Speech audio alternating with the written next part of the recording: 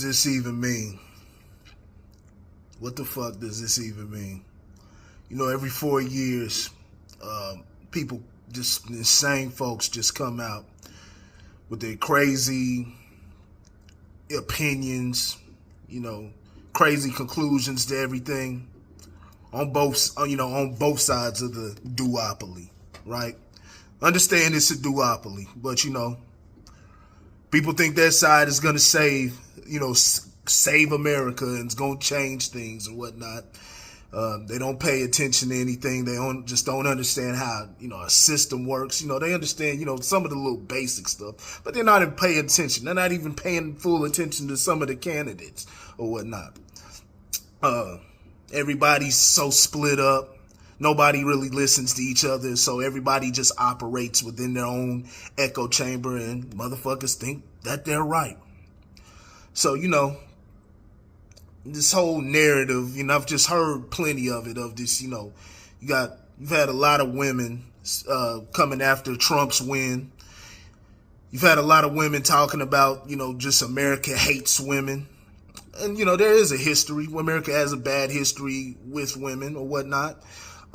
Could there be voters that are misogynists, voters that are racist and didn't want Kamala Harris because she's black and, a black woman or whatnot? And I'm not going to get into all of that conversation on whether she's Indian and all of that, whatever. Could there be people like that? Of course, there's always stuff like that. Racism, there's always going to be that. That's just a part of life. That's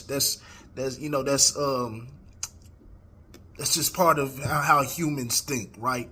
They come to all type of conclusions about people, different things, all type of stuff. That's, it's detrimental, but it's part of the beauty of life also. You know what I'm saying? The differences between people, the good and the bad. It's what creates the world that we have now. And you really can't have good without the fucking bad, right? So, that it's not to say that that doesn't exist, but to just automatically assume that without even understanding some of the conversations that take place on the other side, or some of the, conversations that,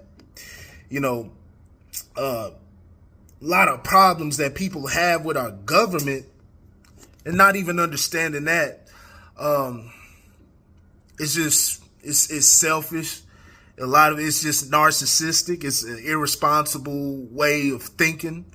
But like I said, you just hear a lot of just irresponsible and just ridiculous thoughts come and opinions come from when it comes to politic talk and whatnot. But, even talking about black women, we're not getting involved, and you speaking for all black women. The voting base doesn't even speak for all black women, right? Just because you see 92% out of 100%, you see 92% of black women voted for Kamala Harris, doesn't mean 92% of the black women within the population voted for Kamala Harris, right? It doesn't mean that. It just means the ones that voted. It means the ones that voted. And has anybody seen the numbers? I haven't seen the numbers to that yet to see how, there's only about 40 to 45 million black folks here in America. And, let's say you split that, you got to account for children who aren't able and minors who aren't able to vote. So that shrinks it down even more. And then you split it between men and women, or whatever the numbers are on that. So, you're not speaking for everybody, and it's not a large pool of voters to even pull from, to even think that you just had this huge, gigantic effect on the fucking election, right? It doesn't work like that. But, you just seen all type of just crazy, just narcissistic shit like that, man. Even within the 92%. You can't assume that y'all were all voting for the same thing. People have certain things that they're voting for, certain reasons. A lot of people, there's people that do follow this election. They do see a lot of the stuff, and they've made up their mind. They off of real policy and stuff like that, further than just abortion. Because there's a lot of women who are mad about that. And I have my thoughts about the whole abortion talk or whatnot. I have my thoughts about that. But, a lot of women were voting on that single issue, not understanding that there's a whole bunch of other things that come with a candidate. There's a whole lot of other things that come with a candidate, right?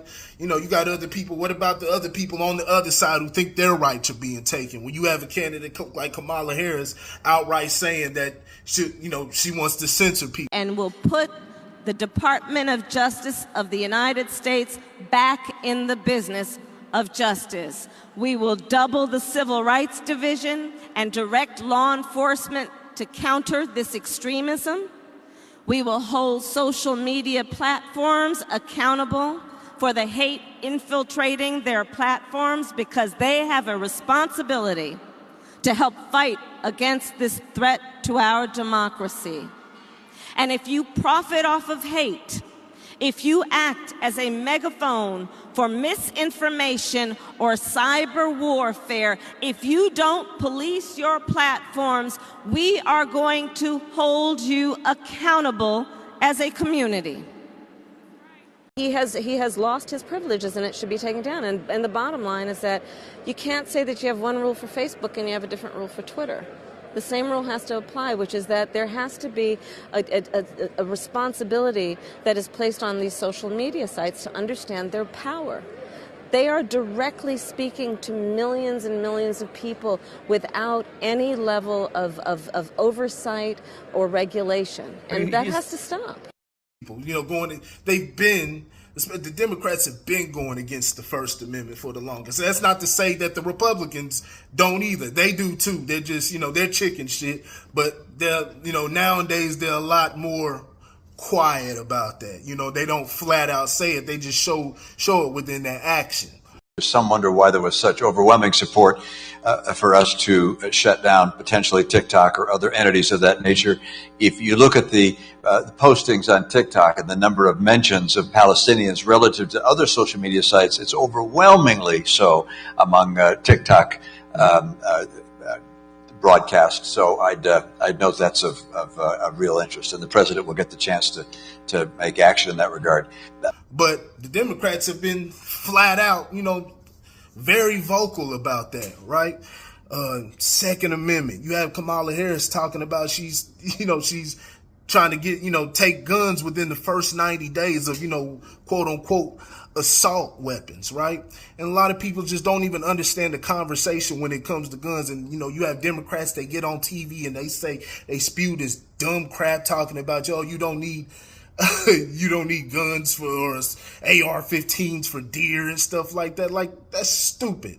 That's stupid. Everybody knows that. Everybody knows that a criminal, a person who doesn't care about the law, is always going to get their hands on guns. The United States is the largest exporter of guns in the world. So guns are always going to be available. Not to mention all of the corruption that is, even with black folks, all of the corruption that's happened within the black community. Did y'all forget about the Iran-Contra conflict and everything that all the flood of drugs that happened within the late 80s and everything? Everybody watching Snowfall and all of that. And they tell their story in a particular way, but they don't tell the full story, right? So corruption is always on the table. Everybody forgets about that story about what was that? Was it the JP Morgan ship? I believe it was JP Morgan or whatnot, but I'll post it up. But all those tons, about 20 tons of cocaine found on that, and just really no follow-up to that story. What that's even doing on a JP Morgan ship, right? That's crazy. How did that even get on there? So corruption is always on the table. So people, man, of course, the Democrats believe in this living constitution and evolving constitution. And then on the other side, people are more conservative, even though Republicans, they call themselves, right and conservative, but which the extreme right is anarchy and the extreme left is authoritarianism, right? But, the quote unquote right wing, the Republicans, they just front like they're for, want to push for less government and everything and more autonomy. They front like that, man. But, they're just like the other side, right? But not to get way too off track, it's just saying that other people have different things that they're fighting for, their rights, the shit that they believe in. Whether you believe they're right or wrong or whatever, people have different things that they are fighting for, and they believe that their rights are on the line the same way you do. So you can't be going into with this whole narcissistic type of fucking attitude, especially when it's so flawed. And the shit, stuff like police brutality, because based off what you're implying by that clip, you're saying that you're just not gonna say nothing. Really, people who think like you, I would rather you don't say nothing, because a lot of y'all don't do any research. Y'all don't follow police brutality cases to understand how often this shit happens and who it happens to, right? So you just get your shit from headlines and you get it from news, and you just you just go off and react, and you spread that fear and bullshit around on social media, in public, or, amongst your groups or whatnot, and you have no clue of what you're talking about. So I'd rather people like you that have these knee-jerk reactions like you just had to not say anything. I'm not saying you're a bad person or anything, but like I said, the internet, everybody's got opinions, but, we get very, very, very irresponsible with these opinions, and then you're applying like police brutality doesn't happen to black women when you've had, different cases. And I'm not saying whether the cases were justified or not. There's a lot of nuance that goes to a lot of these different cases, right? But people have been protesting. People have been up in arms over cases. Breonna Taylor, Sandra Bland, the woman who just got killed in the house. People have been publicly up in arms about that. So now you speaking for all black women, you're saying that you're not going to stand up for the black women who gets killed in these cases. Like, what are you talking about? But it's just, it's knee-jerk reactions and, taking that smug type of attitude. And, women tend to be more emotional. That doesn't mean women can't operate in logic or anything like that, but women tend to be more emotional. So, it's just what it is. I'm not saying woman's a bad person. I'm not saying none of these people or anybody on either side is no bad fucking people. But we do have to incorporate more nuance in our conversations, and we have to talk to folks. We have to have uncomfortable conversations with folks. At the end of those conversations, if you decide that, I'm gonna stay on my side, you stay on your side, that's cool. But there has to be comprehensive conversations without name calling, without, all just being petty and, all of this shit. There's got to be real conversations with each other. But we fed into this media narrative of division. We fed into it. And this is the whole goal. You feed into that, because the more you feed into that shit, the more power government has, right?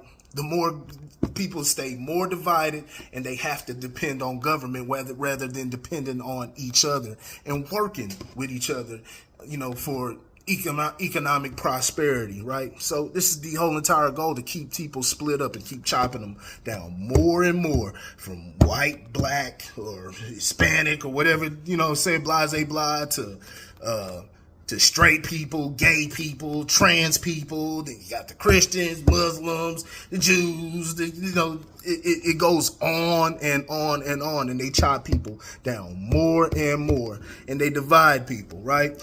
It doesn't mean you sit up there, you tiptoe, or you sit up there and lie and not tell a person the truth. You got to keep the shit real and tell 2 + 2 is always going to be 4.